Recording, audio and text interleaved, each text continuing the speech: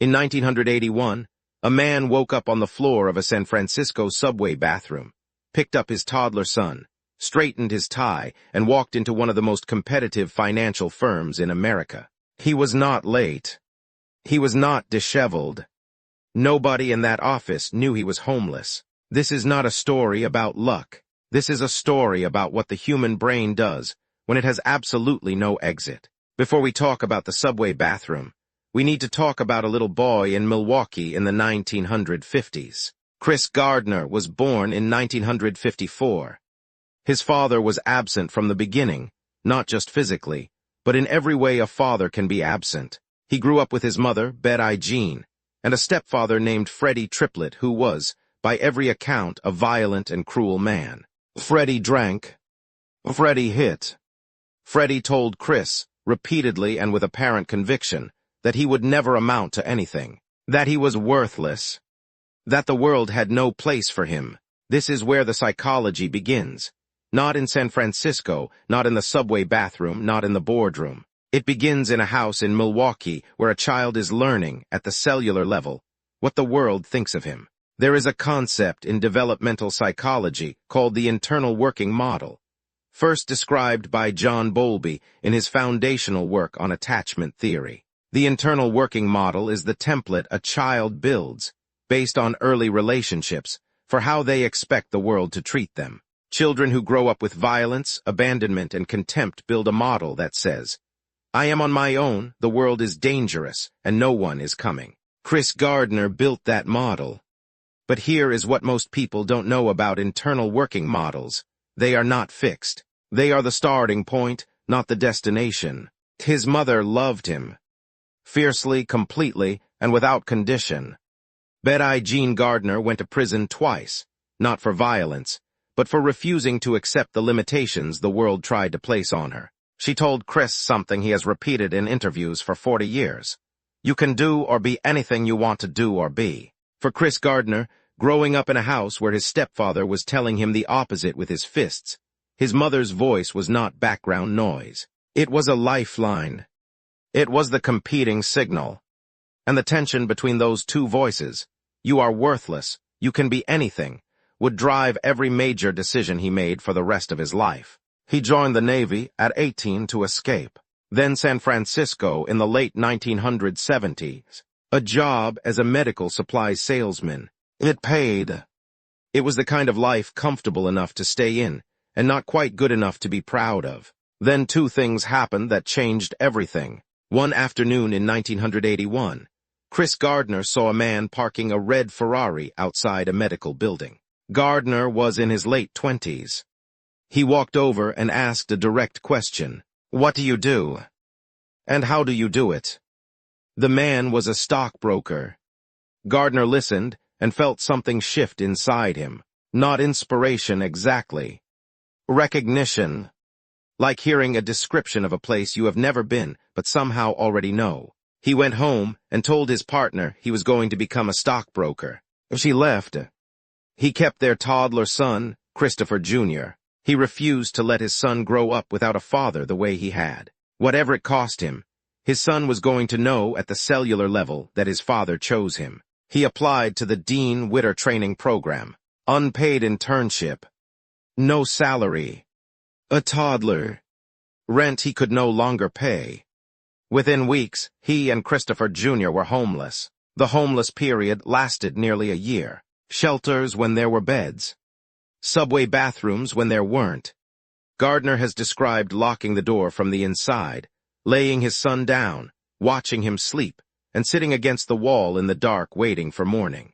Think about what is happening psychologically in that moment. This man is not broken. He is not giving up. He is doing the calculation every parent does. How do I keep this child safe tonight? And then planning simultaneously for tomorrow. What time to wake up? How long to get Christopher Jr. to childcare? How long to change his shirt and get to the office? There is a concept in psychology called compartmentalization, the cognitive ability to separate one domain of experience from another so the emotional weight of one doesn't contaminate functioning in the other. In Gardner's situation, it was not a pathology. It was a survival technology. His colleagues at Dean Witter did not know. Some suspected something was unusual. But nobody knew. Gardner made sure nobody knew. Not just because of shame, but because he understood intuitively that if the people evaluating him saw the full picture of his life, they would make a decision about his potential based on his circumstances rather than his capability. What Gardner understood, without the vocabulary for it, is what researchers now call the fundamental attribution error. The human tendency to explain other people's behavior in terms of their character rather than their situation. He knew that if his supervisors saw a homeless man, they would see a homeless man, not a stockbroker. He refused to let his situation become his identity. Every morning he woke up in whatever space had kept them for the night, and he reconstructed himself. A clean shirt, tie straight, son delivered, mind on the work. Here is where the psychology gets most honest. The psychologist Martin Seligman spent decades studying learned helplessness, the state that develops when people are repeatedly exposed to painful situations they cannot control. After enough uncontrollable pain, the nervous system learns to predict that effort is useless. The damage is not physical. It is a belief installed by experience that trying doesn't change outcomes. By every external measure, Chris Gardner should have developed learned helplessness. Violent childhood, absent father, homelessness with a toddler.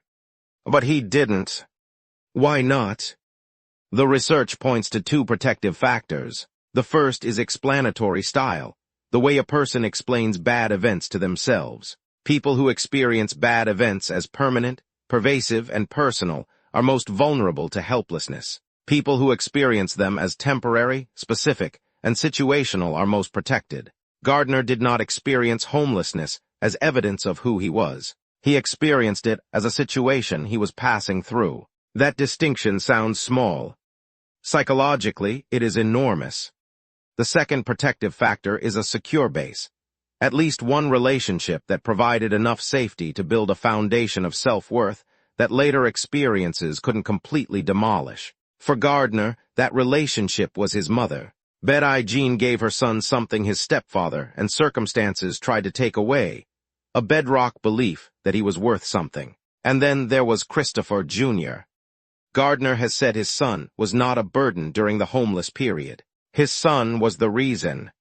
Every morning when he picked himself up off the floor, it was not ambition that moved him first. It was the face of a child who had no one else. The research on parental motivation shows consistently that parents under extreme stress access reserves of persistence they simply could not access for themselves alone. He was not just surviving for himself. He was breaking a pattern for his son. And that purpose, specific, embodied, looking up at him every morning with complete trust, was more powerful than any personal ambition could have been. Gardner passed his licensing exam. He was offered a position at Dean Witter. He moved from homelessness to a salary in the span of a single phone call. He built his career methodically. By 1987, he had saved enough to launch his own brokerage firm, Gardner Rich, in Chicago. The company grew. The money came. But Gardner himself has been careful not to present the money as the point. He consistently redirects the conversation away from the wealth and toward the psychological journey, the internal working model he was rewriting, not just for himself, but for the next generation. Christopher Jr. grew up knowing his father chose him every single day, in circumstances most people cannot imagine. Here is what this story is not about. It is not about working hard enough. Millions of people work extremely hard and remain poor. Hard work is necessary, but it is not sufficient. It is not about having a dream and believing in it. Belief without structural opportunity, without specific psychological infrastructure to survive the gap between where you are and where you want to be. Belief alone is not enough. What this story is about is the architecture of resilience, the specific, identifiable psychological structures that allow some people to survive conditions that destroy others. Gardner had three things working for him worth naming clearly. The first was a competing narrative. His stepfather gave him one story about himself. His mother gave him another. He chose, consciously and repeatedly, which story to act from. That choice, available to anyone, is one of the most powerful psychological moves a human being can make. You do not have to believe the story that was handed to you. The second was purpose larger than personal ambition. He was not just trying to get rich. He was trying to be the father he never had for a son who needed him. Purpose connected to other people is more durable under pressure than purely personal goals. It is harder to give up on a child watching you than on an abstract vision of future success. The third was the ability to hold two realities simultaneously, without letting one destroy the other. Homeless at night, professional by day, not in denial about either, not allowing the first to invalidate the second. This is the difference between circumstances defining you and you defining your circumstances. None of these things are personality traits you are born with or without. All of them are learnable. All of them are available. Gardner has said he thinks about that bathroom sometimes, not with shame, with something closer to respect, for the man he was in it, for what that man was holding together in the dark. The money came later. The firm came later. But the person who built all of that was assembled, in significant part, on that bathroom floor. You don't get to skip the floor. For some people, the floor is where they find out who they actually are. Every week on this channel, we take a real human story and break it down using psychology to find the pattern underneath. Why people self-sabotage. Why smart people stay stuck. Why some people break through and others don't. If that is the kind of thing you want to understand about yourself, about the people around you, subscribe to Human Code and hit the bell icon so you never miss a video. We post every single day. The next story is already waiting for you.